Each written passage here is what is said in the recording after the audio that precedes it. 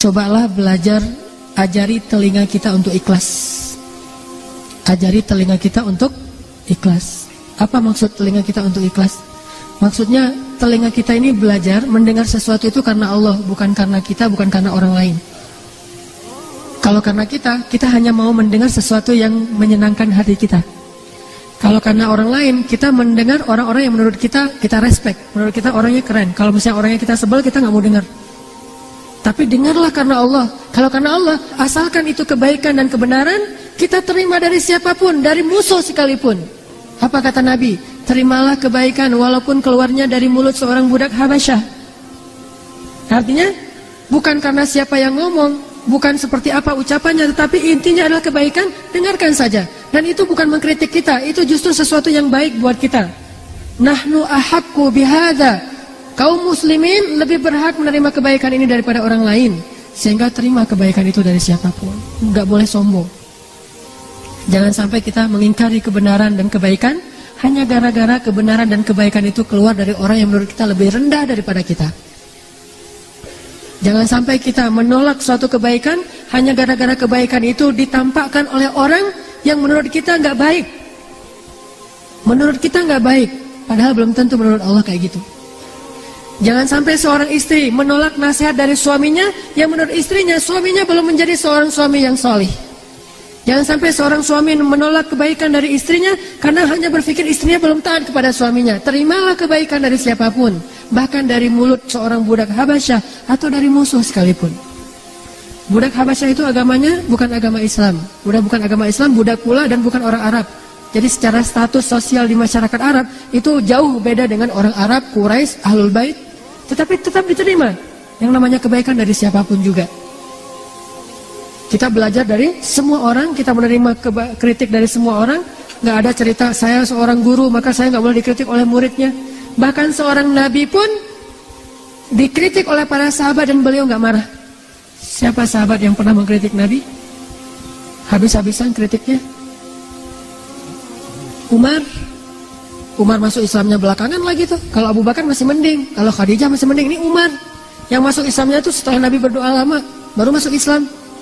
Yang di masa jahiliyahnya pernah minum khamr, dosanya macam-macam. Kritik Nabi, ya Rasulullah, keras suaranya di depan Nabi. Sampai Allah sendiri yang menurunkan ayat, ya ayyuhalladzina amanu la tarfa'u aswatakum fawqa sautin nabi. Janganlah kalian mengangkat suara kalian di hadapan Rasul melebihi suara Rasul. Tapi Rasul gak marah. Allah yang mengajari mereka etika, tetapi Rasul nggak jadi baper gara-gara itu. Kenapa? Karena kalau itu emang niatnya baik, Umar berpendapat bukan karena marah ke Rasul. Umar berpendapat walaupun dia nggak setuju dengan Rasul, itu pasti karena Allah. Umar setuju dan nggak setuju, itu karena Allah. Kenapa? Karena Umar itu zahir dan batinnya sama. Zahir dan batinnya sama. Kalau dia zahir nggak setuju karena Allah, berarti batinnya juga gitu. Nggak ada munafik dalam, nggak ada dzi wajhain. Tidak ada bermuka dua di dalam diri Umar bin Khattab. Dia orangnya terus terang gitu. Sehingga Rasulullah paham banget karakter Umar. Umar mah karena dia nggak setuju, pasti nggak setujunya karena Allah, bukan karena dia nggak enak sama saya, karena dia ada masalah sama saya, enggak. Pernah Umar dengan Abu Bakar tuh kayak gitu. Abu Bakar ngangkat ngusulin sesuatu, Umar bilang, menurut saya nggak kayak gitu ya Rasul. Baper Abu Bakar, tersinggung, nggak easy going. Akhirnya Abu Bakar bilang, Umar, kamu kayaknya seneng banget beda sama saya, kata Abu Bakar.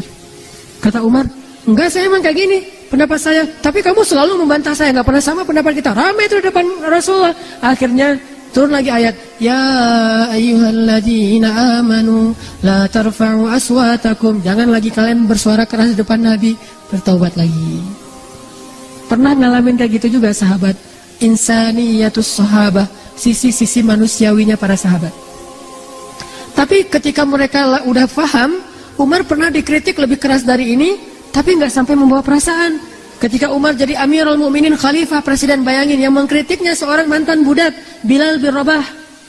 Ngebantah terus. Umar ngeluarin suatu undang-undang, dibantah sama Bilal. Umar ngeluarin keputusan presiden, dibantah sama Bilal. Pokoknya Bilal ini ngebantah Umar aja terus. Sampai Umar bilang ini apa? Kata Umar, ya Allah, aku berlindung kepadamu dari Bilal. Sampai ngomong gitu, coba. Saking kerasnya bantahan Bilal kepada Umar, sampai Umar bilang, ya Allah, aku berlindung kepadamu dari Bilal. Tapi Umar nggak marah sama Bilal, cuma udah nggak tahan lagi gitu, saking terus menerus gitu, dalam keadaan bertubi-tubi terus menerus, deketan lagi waktunya, terus aja Bilal ngebojokin Umar sampai Umar terpojok banget, sampai Umar bilang, ya Allah aku berlindung kepadamu dari Bilal. Ini artinya mereka mah orangnya easy going banget. Pernah Umar di depan para jamaah habis sholat, kan zaman dulu mah presiden, dia juga ulama, dia juga imam sholat ya. Habis ngimamin sholat, Umar berdiri kemudian mengumumkan satu pengumuman.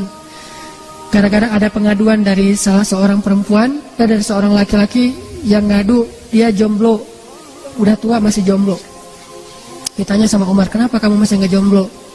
Kamu jomblo fisabilillahnya Istiqomah dan Al-Latif ya gitu. Kata dia, enggak, saya mah nggak jomblo bukan yang nggak mau nikah, bukan terlalu selektif, tetapi mahar-mahar perempuan sekarang mahal-mahal, wahai Amirul Mukminin. Saya bukan orang kaya, nggak sanggup membayar mahar perempuan.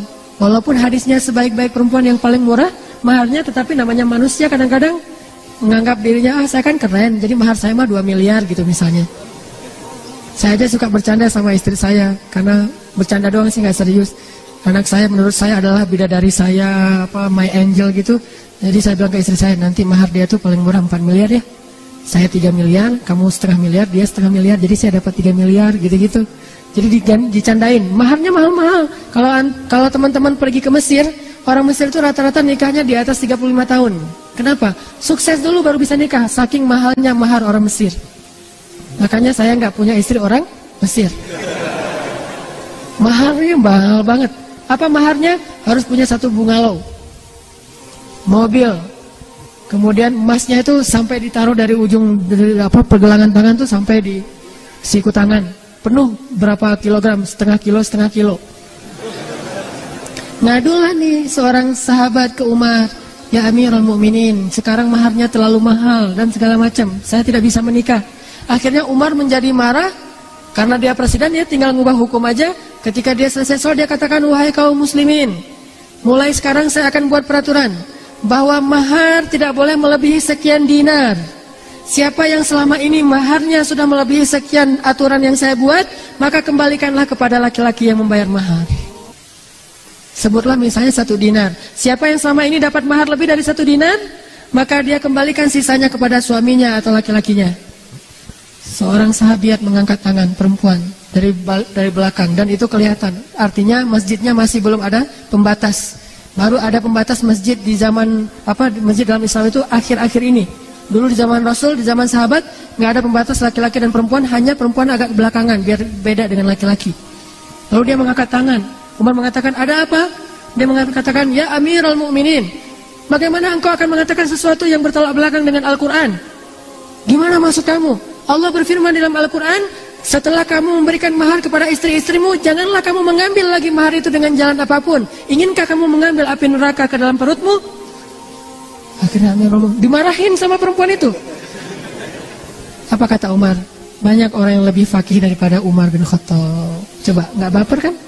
Easy going kan? Banyak orang yang lebih ngerti agama daripada saya. Ya udah, saya tarik lagi, nggak jadi peraturannya. Coba, presiden coba bisa kayak gitu. Namanya kebenaran, terima aja. Kalau emang kita salah, kenapa kita mau gaya-gayaan? Ngakuin aja kesalahan kita. Udah, akhirnya tarik lagi peraturannya, nggak jadi. Sesungguhnya siapa yang memurahkan mahar, maka itu baik. Yang sudah mahal ya udahlah gitu. Jadi kayak gitu peraturannya. Jadi nggak tegas gitu peraturannya. Awalnya tegas banget, tiba-tiba jadi toleran. Siapa yang memurahkan maharnya, maka dia itu kebaikan. Siapa yang mahal, itu mah terserah. Sampai kayak gitu. Terjadi lagi di zaman Abdullah bin Mas'ud. Mungkin sebagian ibu-ibu udah pernah dengar ceritanya. Ada seorang sahabat, saya lupa namanya. Dan kalaupun saya ingat, mungkin gak perlu disebutkan juga namanya, karena ini salah satu adegan yang lucu. Ada seorang sahabat jadi kayak gubernur gitu di sebuah wilayah Islam. Namanya dulu mungkin masih sedikit ulama, jadi dia gubernur, dia ulama juga. Masyarakat minta fatwa kepada gubernur. Datang kepada gubernur, Pak, saya mau minta fatwa. Seorang laki-laki dengan istrinya. Fatwa apa? Gini Pak, saya itu minum susu istri saya, kata dia. Terus gimana nih status saya sebagai suami? Apakah jadi terputus sehingga saya jadi anak susu dari istri saya? Coba gitu pertanyaannya. Ini pertanyaan fikih ya, ini bukan vulgar. Emang kayak gitu ceritanya. Saya minum susu istri saya, sehingga apakah dengan demikian saya sudah menjadi anak susuan? Kalau jadi anak susuan kan berarti saya udah nggak jadi suami dia lagi, jadi anak susuan. Beda statusnya gitu. Sahabat ini bingung. Akhirnya dia, oh iya, kalau gitu kamu udah jadi anak susuan dia, berarti kalian sudah cerai nih, udah nggak bisa lagi. Kalian jadi ibu dan anak. Oh gitu ya? Ya gitu. Kayak seorang ustadz ditanya nggak tahu dalilnya, asal jawab aja gitu. Udah ya gitu. Akhirnya karena udah dibilang kayak gitu, dia pulang dengan sedih suami istri. Ya kita mah jadi anak sama ibu ya gitu. Masih mending saya kan adik kakak, ini mah anak ibu. Statusnya lebih pahit lagi tuh, itu udah sakit banget tuh statusnya. Sakitnya tuh di mana-mana gitu. Melihat istrinya, dulu manggilnya Yayang, Bebeb apalah istilahnya ya. Sekarang manggilnya Bu, Yana gitu. Itu enak banget tuh, gara-gara salah fatwa. Udah difatwain gitu, akhirnya pulang sedih, udah nggak bisa lagi apa-apain, bukan lagi suami istri, udah sedih banget. Tiba-tiba berita ini terdengar ke seorang sahabat di Madinah, dia ahli Al-Quran namanya Abdullah bin Mas'ud, yang hafal 1 juz hanya dengan sekali dengar langsung hafal. Ilmunya banyak banget, Abdullah bin Mas'ud. Abdullah bin Mas'ud mendengar ini langsung mengatakan, Innalillahi wa inna ilaihi raji'un. Ini musibah. Langsung dia pergi ke negeri itu, dia memperbaiki keadaan di sana. Dia langsung datang ke gubernurnya, apa yang sudah kamu fatwakan? Kata dia, emang masalahnya apa? Ada yang bertanya, katanya ibu susu dan segala macam. Ya emang kayak gitu. Nah, mana dalil kamu? Nggak tahu, menurut saya sih kayak gitu. Coba. Dimarahin sama Abdullah bin Mas'ud. Di depan pejabat-pejabatnya, di depan pegawainya, di depan orang banyak dimarahin terus, kata Abdullah bin Mas'ud. Sekarang kamu umumkan lagi yang sebaliknya. Kenapa? Karena Rasulullah bersabda, sesungguhnya batasan menyusui yang menjadikan dia anak susunya itu hanya 2 tahun. Di atas usia 2 tahun, itu tidak jadi darah dan daging. Udah minum aja sesukanya. Nggak masalah gitu. Hanya di bawah 2 tahun yang berstatus jadi anak susuan. Di atas 2 tahun nggak jadi anak susuan. Oh gitu, saya nggak pernah dengar hadisnya. Makanya jangan berfatwa sembarangan. Wah, repot kan? Diundang lagi semua masyarakatnya yang udah tahu fatwa itu, termasuk orang tadi. Wahai kaum muslimin, saya salah. Nih jiwa besar nih seorang pemimpin, easy going, nggak baper. Wahai kaum muslimin, saya salah, maafkan saya. Sesungguhnya manusia bisa bersalah. Jadi ada reason gitu, cari justifikasi. Manusia juga bisa bersalah. Dan mulai sekarang jangan pernah lagi kalian menanyakan fatwa kepada saya. Tanyalah kepada orang ini, Abdullah bin Mas'ud. Tidak halal saya mengeluarkan fatwa selama orang ini masih hidup. Akhirnya orang yang tadi pegangan tangan lagi, ya kita jadi suami istri lagi. Jangan terlalu ngebawa perasaan. Udah kalau emang itu benar, terima aja. Akuin saja bahwa kita salah. Apa ruginya kita mengakui salah? Bukankah Allah memaafkan kesalahan? Yang rugi kalau kita nggak mengakui kesalahan, kita nggak akan pernah mengubah kesalahan kita menjadi kebaikan. Maka solusi yang diajarkan oleh para ulama tadi adalah terimalah kebaikan walaupun dari orang yang kita benci sekalipun.